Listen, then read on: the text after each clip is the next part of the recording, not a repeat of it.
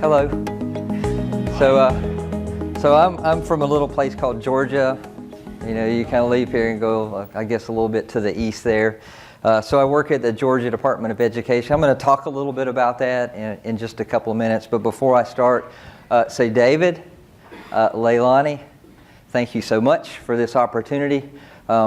I'm excited and I'm nervous, and I'm going to go ahead and tell you why I'm nervous. I'm not nervous because I'm standing up in front of you talk and just ask anybody about that. I'm nervous because I have 2.5 years worth of information I want to convey to you, and I don't have but 30 minutes. And I know you all want to go to supper at some point in time before Saturday, and so that's what I'm nervous about. So I want to try and make sure that I've condensed some stuff and given you a good idea. The other thing to be nervous about is that at the end of the day, after I've listened to so many fantastic conversations that are going on, I'm telling you, my mind is absolutely ablaze, and I'm sure that yours is as well too. We are at a national gathering, and while we're here, I want to stop for just a second, and so because I want to see a show of hands. I want you to all look around as we do this. If you're a teacher, if you're in the trenches day in and day out, or if you're teaching in a virtual environment, if that's what your go-to job is every day, I want to see a hand. Okay, there's one there. So let's keep those hands up. I want everybody else to look around. Okay? And I want you to keep focused on those, because everything I have to say today has everything to do with what they do. You know, it didn't take me too many days whenever I went to the Georgia Department of Education and began to work that I had to nudge somebody and say, remind me again, are we working for the Department of Assessment? Are we working for the Department of somebody? Or is this the Department of Education? And everybody said, well, certainly it's the Department of Education. If that's the case, then why aren't we maybe potentially focusing on education? Now, I say that in jest, because obviously it's Georgia's a pretty good-sized state. We've got 1.7 million kids. We've got 200,000 teachers. Our jobs at the DOE are to make sure that we help with the budgetary aspect. We make sure that we try and do what we need to do for the LEAs. We've got 212 of those that exist out there in LEA land, as we like to say. And with respect to that, one of the other things that our legislatures demand of us, and I'll talk about Texas for a second. Texas has done some revolutionary work of coming out with what's called Proclamation 2020. If you've been listening to stuff we've talked about today about interoperability, my conversation is about interoperability, but look at what Texas did. They took a stand, stuck the flag in the dirt and said, moving forward, here's some things that we expect. Okay? Georgia did the opposite. We came with the House Bill 739 and said, DOE, you don't have a right anymore to go tell a district what textbooks they're going to buy. You're not going to do these types of things. Instead, we want to provide as much autonomy for the districts as we can. So that leaves us scratching our head up there, because now how do we work? Because now, whenever we talk about digital tools and those types of things, it's like somebody could be using a Canvas, somebody could be using a Schoology, somebody could be using a Moodle, and somebody could be using a D2L. So how do I help those districts out there? Well, that's what we kind of need to talk about today. But at the end of the day, what is it that we're going to do to be able to provide for those kids every day that we see, that 1.7 children that come in and out of our districts? That's ultimately what our job is. But who is the person in the front? Who is the one that kind of leads that charge? It's the teachers. And so with that, I wanted to take the time, because I'm at a national gathering, to say to every one of you teachers, man, I appreciate what you do. And I want to talk a little bit about that. But before I talk about that, I want to talk about something else. And that is the fact that Georgia is really busy right now, because we're preparing for Super Bowl 67, which is coming up Saturday. Some of you might want to do that. And the thing here is that I thought, how cool is this? Because listening to Leilani talk, where she was talking about analytics and stuff like that, I was like, oh my goodness, y'all, she's done it. She's already mastered this job of predictive analytics, and she knows Georgia's going to win. Else, why would she have built a banner that says GA the ring? So I'm pretty sure that Georgia's going to win come Saturday there. So, all right, come on. I should quit on that, really. That's just a one-time shot and go. Actually, you know what? The Super Bowl isn't at all about football, I don't think anyway. I think instead it's about those fantastic commercials, isn't it? Show of hands, who remembers this one? Yeah. Oh, look at, okay, keep those hands up and look around the room. Seems like everybody remembers this. So this is that iconic Coca-Cola. So that's Mean Joe Green. He's walking down, the little boy says, "Hey, Mr. Green, you want a Coke?" And so Mean Joe Green turns around, he picks up the Coke and he drinks it in one swallow. And then he begins to walk off, and the little boy with a sullen look looks down, and then Mean Joe turns around and says, "Hey kid, catch." And you see his face light up. How about this one? Does everybody remember this one? Stockbroker Baby. You remember that? E-Trade. E-Trade comes out and they superimpose a voice on here. So why in the world am I bringing up Super Bowl commercials? Because here's the thing, right? Businesses spend about 5 million, probably billion before another year or two, right? $5 million on average for about a 30-second commercial. Now, why in the world do they do that? Because I want to do some quick math. There's 111 million people on average that watch the Super Bowl, okay? $5 million factored into a 30-second commercial that is averaged out over 111 million people. Think about that.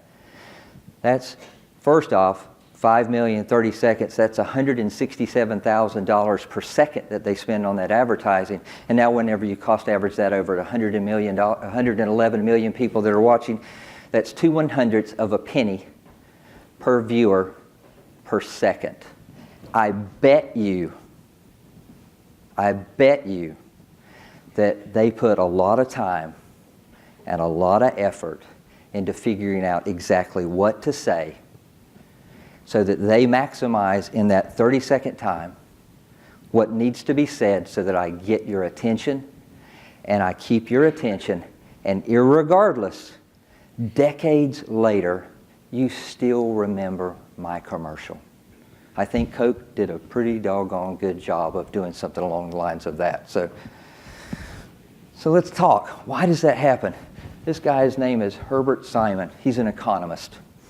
And he made this observation way back when, long before we had this fantastic thing called the internet, where you begin to say something to the effect of, we're getting a surplus of information, okay? And whenever you get a surplus of one thing, something else is probably going to go down, right? It's that whole cost average thing that goes out. And so what he says here is that whenever you have a surplus of information, believe it or not, your focus, your attention on something is of great value. And now you know the whole reason why companies sit there and they say, how are we going to spend that 30 seconds? We're willing to invest $5 million worth of time and effort to make sure, because we know there's tons of information out there. And if there's that tons of information out there, how do I make sure that you get that piece of information that I need? Okay? So we're living right now in what's called the Web 3.0. Is that a term everybody's familiar with? I know that Tim O'Reilly doesn't necessarily like for us to use the term Web 3.0. He prefers that we use the term semantic web. Is that a kosher term with everybody? Heard of that before? What do we mean when we say the semantic web? You know, heretofore, so we've lived through Web 1.0, Web 2.0, and now we're at this Web 3.0. Web 1.1 was the world of couch potatoes. I sat on my couch and I consumed information from the internet. Web 2.0 comes, and now suddenly I decide that I have a voice too, and so I want to put my cat videos, or if you are an Instagram follower of me, you know I love my 2 puppies, and so every day you're going to get pictures of my 2 little papillons that are up there.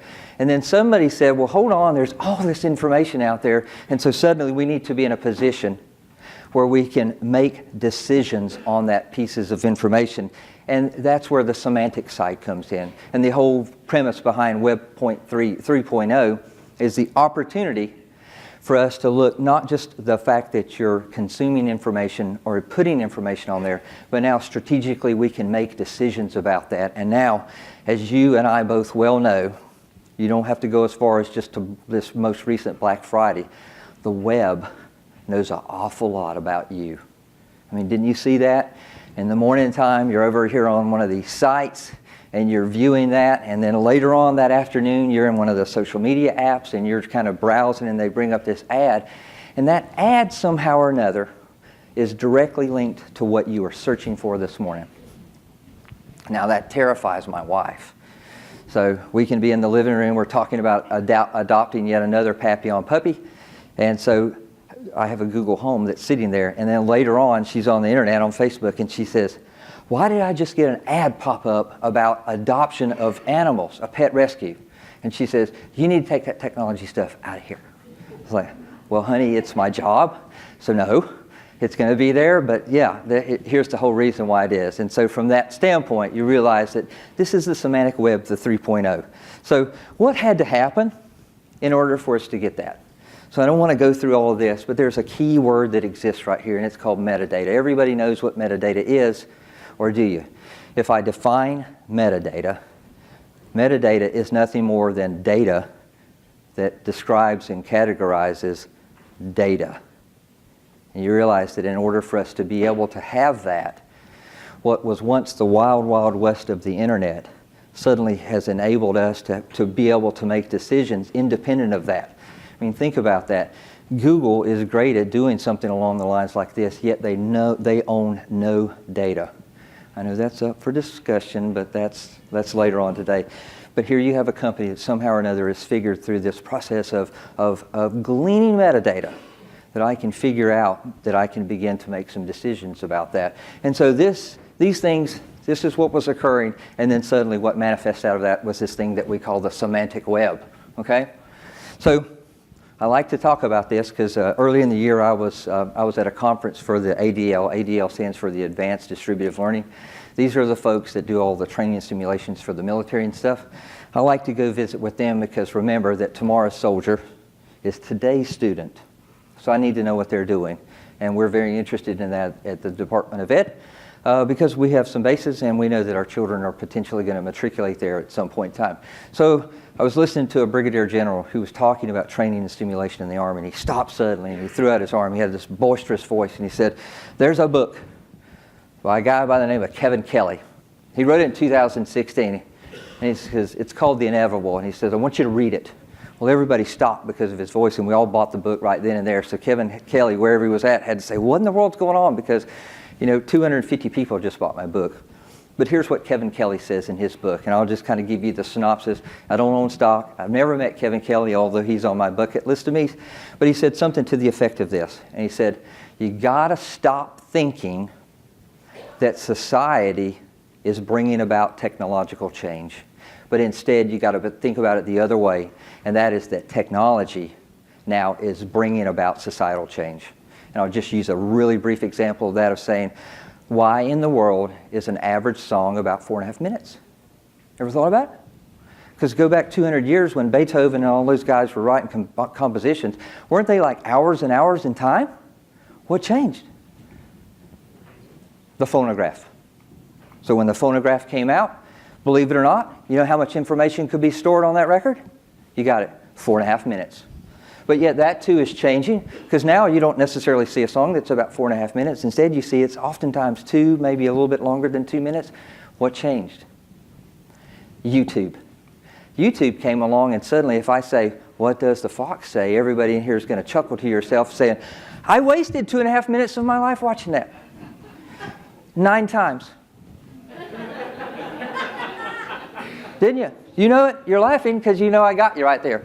And that was what the different about YouTube is that they said if we shorten it long enough, people will watch this thing over and over again. And now it's all about plays, right? And so Kevin Kelly says that when we get to this information side about sharing information, being able to garner one's attention, you cannot humanly do it. Leilani just said that, didn't she? She said, human capital alone will do that. And so he says in his book, he says that our challenge today is to harness technology to cultivate higher quality attention. So I ask you this, how are you using your time in your schools? Let me tell you what research says. Research says that we're not doing a very good job of utilizing instructional time. Does that mean we got bad teachers? No. Teachers, I'm on your side, and I'm your advocate here. Instead, what we now know is that these poor teachers, what do you call it, a load-bearing? You call it a load-bearing, right? Not a better word could be used there. We expect our teachers to do everything up under the sun. And by the way, teachers, make sure that you differentiate for every child that comes into your classroom. You know, We're super good right now. We're getting better every day about being able to tell a kid how you did. We can do this for the district. We can do this for the school. We can do it for the teacher, and we can do it for the kid. We can say, guess what? You passed math. Or guess what? You didn't pass math. But suddenly there's this renewed interest. I call it an education 3.0 awareness, if you will, for us to say, I'm not so much interested now in how you did. I want to know how you are doing, and I want to know that right now. So reflect on everything that Leilani said, and suddenly you see, this is what keeps me awake at night.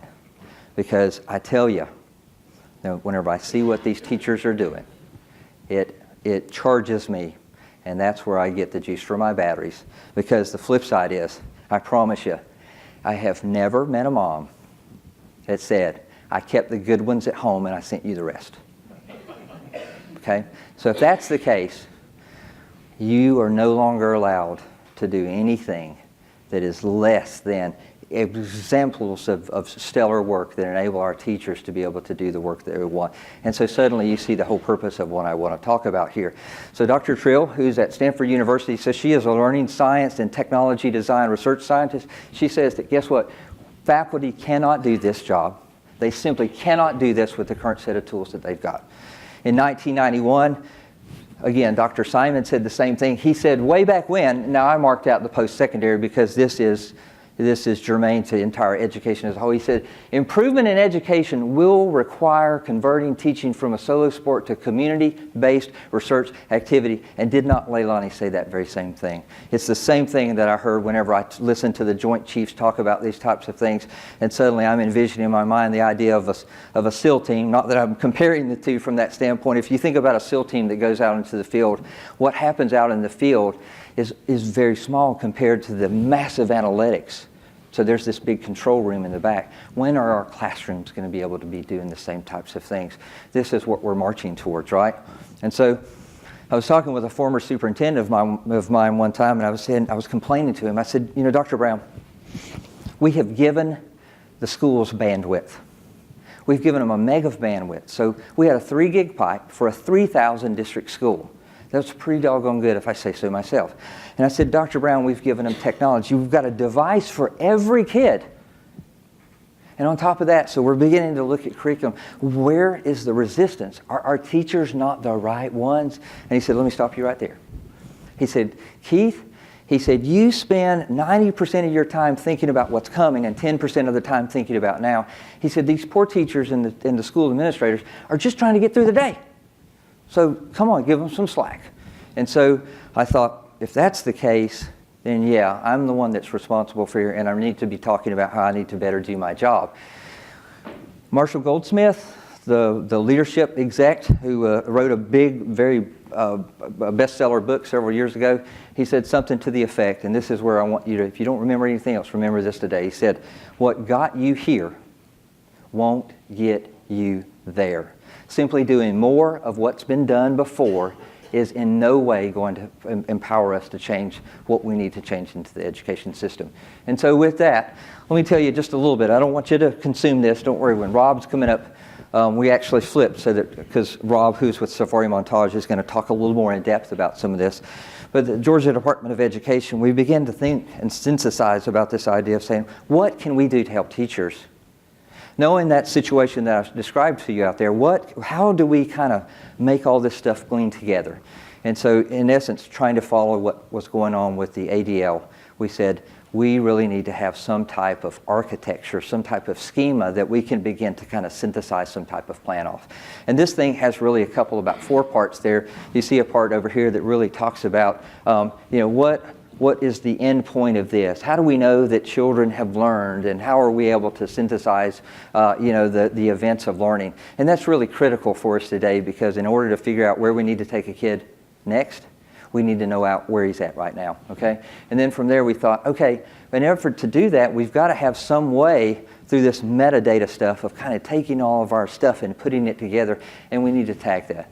Now I'm just going to give a plug because Rob Abel's back there. So Georgia realized this really early on, and so we took what we call our academic learning standards, our Georgia Standards of Excellence. We publish those in a PDF. That's great for the technology world. Everybody knows exactly what you can do with a PDF. Nothing. Nothing. So I said, I want to do math on those. And somebody says, well, how are you going to do this? And I said, well, I need to do math in such a way that these standards can be harvested in whatever district, in whatever it is that they're using platform-wise. And so, you know, one day we were all sitting talking about that, and I was aware that this new standard called CASE, this is not, what was it, something and steal everything. The CASE stands for Competency and Academic Standards Exchange, and it is a technology education standard by which we can take our standards and put them into a machine-readable format. So at the end of that time, every one of those has what's called a GUID. It has a unique reference identifier. So I'm already in my mind, you see, I'm building a semantic web for teachers.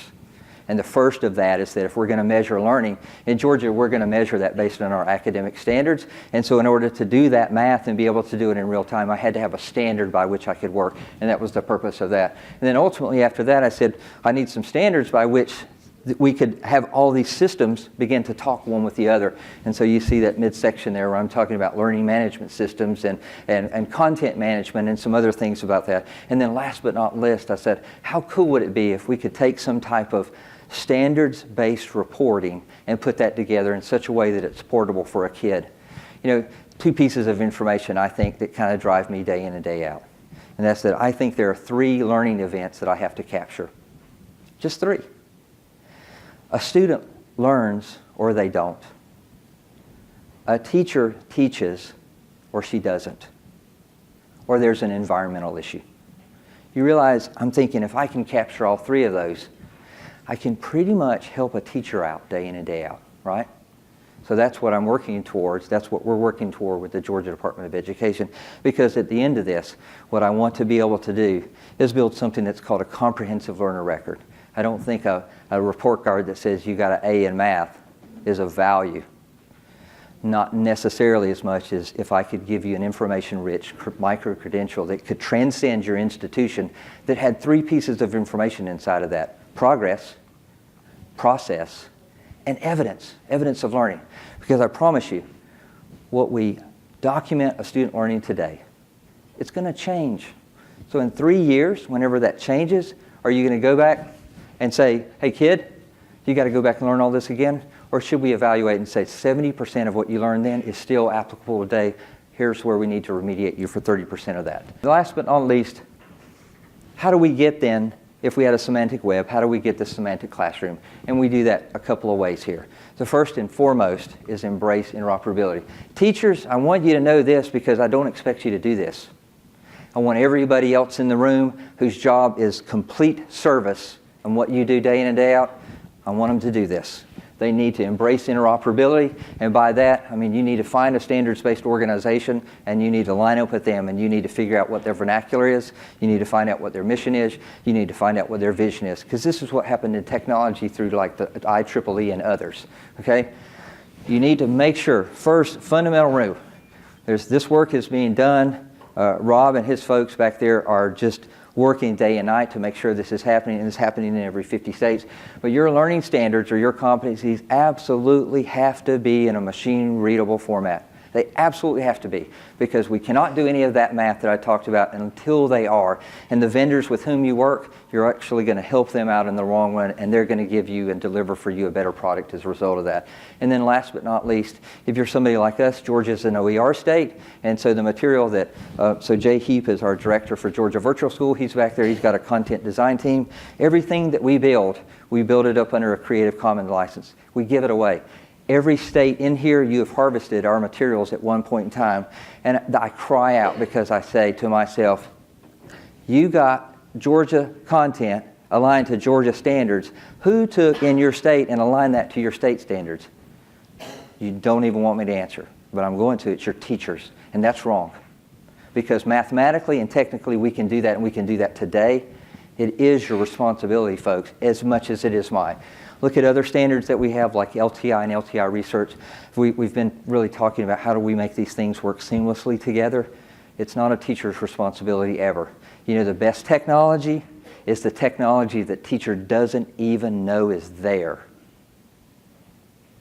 That's whenever we know that we've been successful with that. And last but not least, if you're at a school or you're a district, what should you be doing?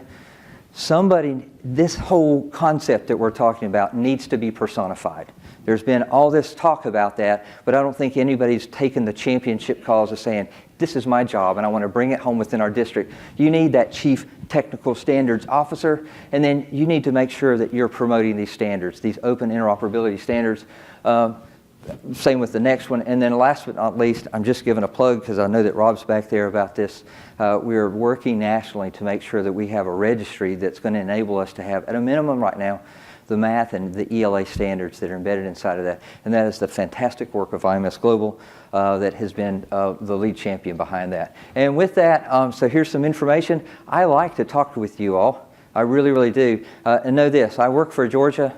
But more importantly than that, I work for teachers and I work for kids, irregardless of what state you're in, because I think if it's good for Georgia and our 1.7 million kids, there's a really, really good chance it's good for your kids there as well too. So I want to talk. I always want to talk because I find that I learn a lot by talking to the brilliant people that you are. And that's me, okay? Good stuff.